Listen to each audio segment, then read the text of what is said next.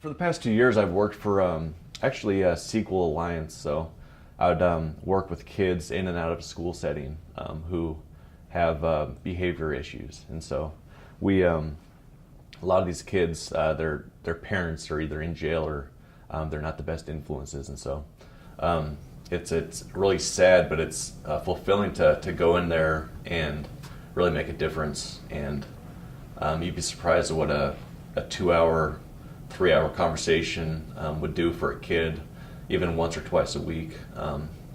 So that's what I've been doing, the past, I guess, two years. So I'm with the Coeur d'Alene Fire, the Firefighter 1 program. We started that back in January, so we're going to graduate the 15th of this month. So May 15th is when we graduate. Growing up, I actually went to NIC. I played soccer for them for a couple years. So I didn't get my degree there. I went to University of Idaho to get my degree.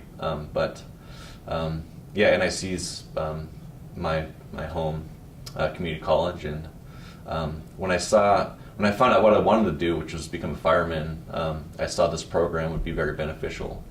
I think just income and is probably the biggest stress, especially going to class and going to school and still trying to make money to kind of get by.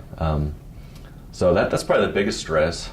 I know it's very competitive to become a fireman, but if someone tells you that that's stressful, the process, then they probably don't belong. So I would say just income is probably the biggest stressor.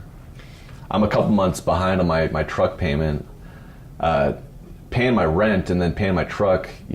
Recently I kind of had to make the decision, and so that's very, very stressful. If you live with someone, you can't say, hey, if you see the person every day, it's tough to say, hey, I don't have the rent when you're living there. So it's probably easier to, maybe be a little more lax with the truck payment. So that's certainly stressful. So I can't imagine if I had a kid, what that would do and what I would need to do. I go to church. I got a great family. A lot of my friends that I've met with the fire department too, they're awesome. I like to work out quite a bit, so that's a good kind of stress reliever. Mm-hmm. Do anything outside, especially summer's coming. So we're lucky to be in Coeur d'Alene here and living in a nice community where you can do a lot of things outside. And I think living a life of meaning is important, and giving back. And I think that's one of the reasons I'm giving this firefighter a look and a run at. Growing up, I've never really. I think everyone's values change as you get older, you mature a little bit, and I think when I was younger, I probably just wanted to make some money, and I think everyone just wants to make money, but so that's why I never really gave the firefighter a look.